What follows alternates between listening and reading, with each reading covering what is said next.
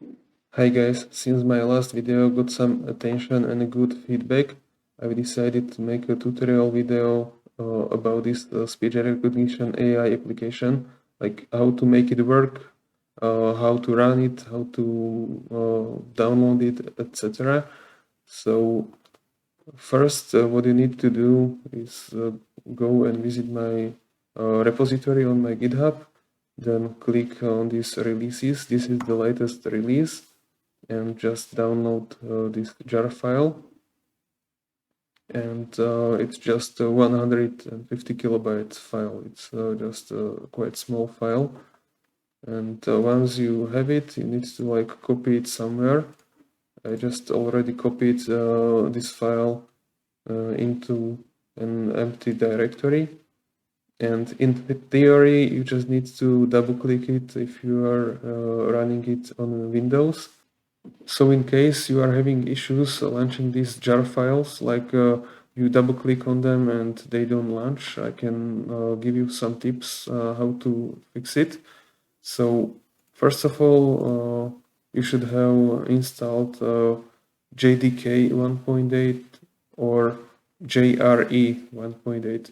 It contains the Java required, including JavaFX framework. It's the graphical framework for all the buttons and charts and stuff like that. And if you are using Windows, then you need to set up this launch command. So this is my install path of the JDK 1.8 update 301. So here it is, here's the path and all the parameters. This is what it should look like. So here it is. And once it is correctly set up, you can just double click on it and it should work.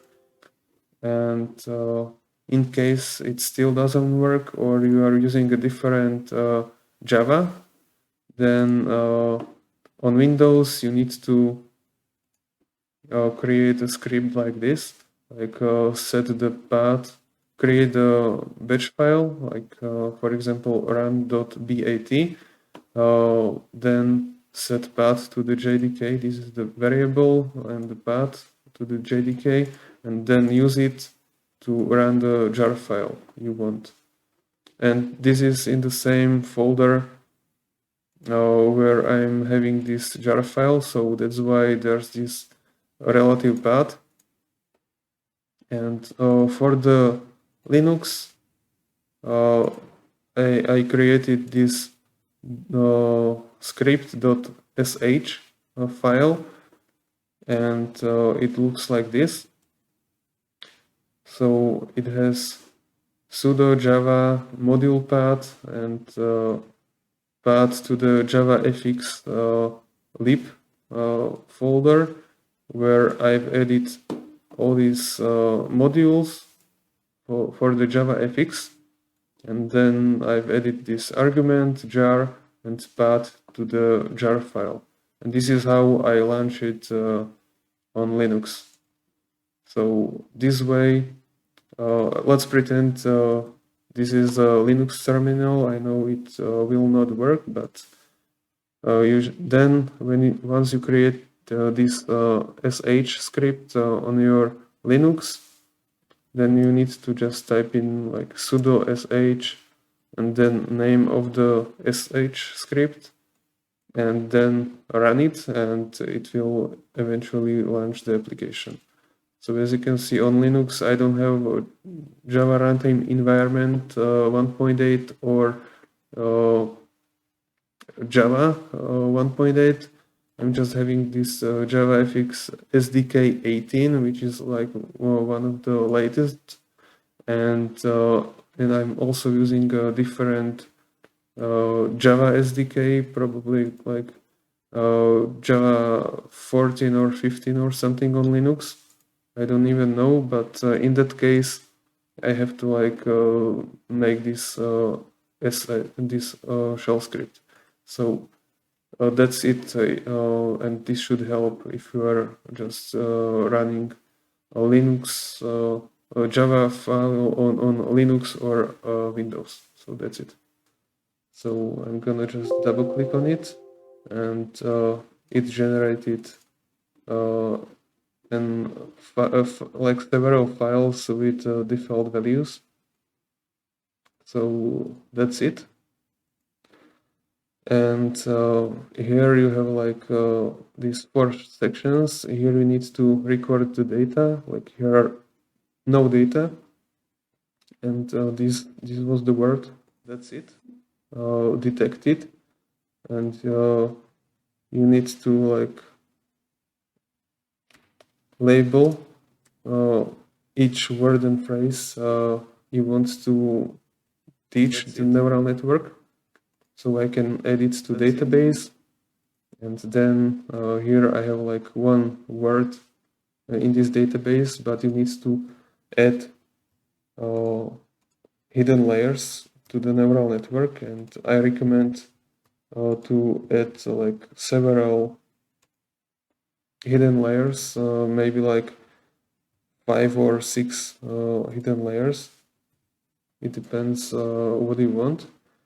Like more layers it has and more neurons it has, it in theory should be able to recognize different features and more complex features of words, but it's technically just trial and error. You just need to test it out how well it performs.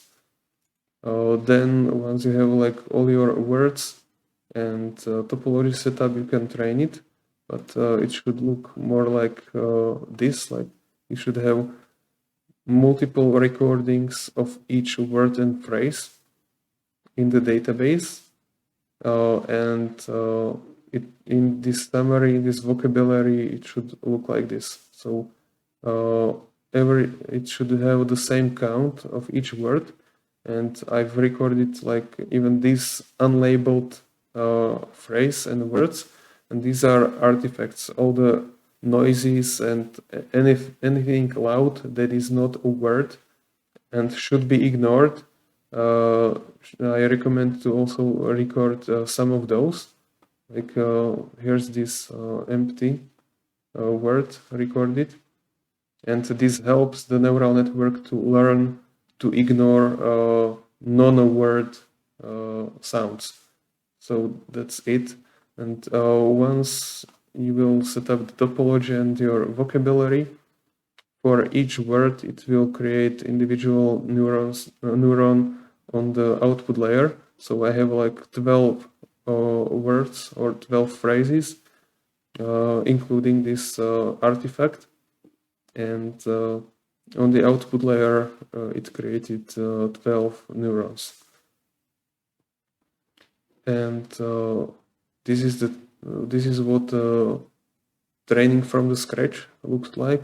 So this is the average line, and this one is like all the losses of each words that have been trained. And when you are just continuing the learning of the neural network, it can look like this. So the average line looks quite smooth, and these are already trained words, so we know that those words have low loss, so they are quite accurately trained according to those training data. So those training data are recognized, but it doesn't mean that your spoken words will be recognized as equally well as these training data. In fact, you should record multiple phrases like with different mood and intonation, so the neural network won't just adjust to just perfectly said specific words, but to a different variations of your words that have been spoken. And once it is trained like this, the application will close itself eventually, because it needs to be restarted after the training, but don't be afraid of that. So once the neural network will train, it will now and then save its weights as a progress, and once it is saved, it can continue the training anytime. Like this training takes several hours, but for example, you can train it for 30 minutes. It will make some progress, but then you need to turn off the computer or do something else, so you close the application, and then it can continue training on the other day. So it's up to you, but it is capable of continuing the training, or you can even record some new words and continue the training with those new words. So it will eventually improve itself, its capability to recognize the text. And then it will be able in this speech section to convert the speech to a text. And in these settings, let me just go here. So in these settings, of course, you should change this default token that is made to access and accept all the text and recordings. So it should be something random, and you should have it set up on your Android application and in this application, so the token is something like a key, and it should be the same, and you should keep it as a secret. And here you can set up the word routing, so if a phrase is detected, the whole recognized text can be forwarded somewhere else. These are word commands, so when a word or a phrase is detected, then you can send or post a different message. It can be a command to an IoT device or whatever. So you can change spoken speech to something else that is understandable by a different application or a device. Here are the responses. So let's say when you say hello, the response should be hi, and this way you can make simple replies of your neural network. So it will say back hi in this case. Webhooks, so also for example, when I say turn off lights, then this is a made up webhook, but the format should look like this when you are using a Home Assistant. So I've added this webhook over here. So when this phrase turn off lights is detected, then it will call this webhook. And you should keep these webhooks as a secret, as it is also suggested in this Home Assistant automations. So when I click on this webhook, it says that treat this ID like a password, like a secret. So let me just change this. So when you are running this speech recognition AI on the same machine as a Home Assistant, you can use this localhost IP, or if you are running it somewhere else, I'm just making up this IP, but you get the idea. So I can type the IP address of the Home Assistant where it is running on, and then I can change this link of the webhook, and if this phrase is detected, it will, in theory, launch this automation. So this is how you set it up. I hope it was quite clear, because you also have to learn how to set it up and get the values right.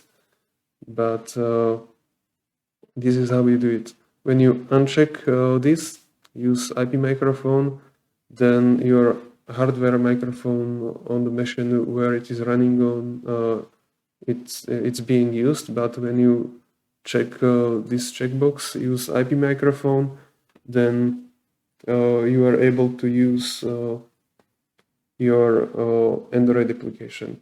So in the settings, you also have the token where you need to type it in. So you will understand how the Android application works. It's quite intuitive, but this one had to be explained.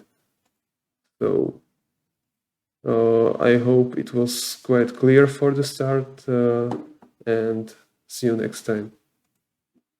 Bye.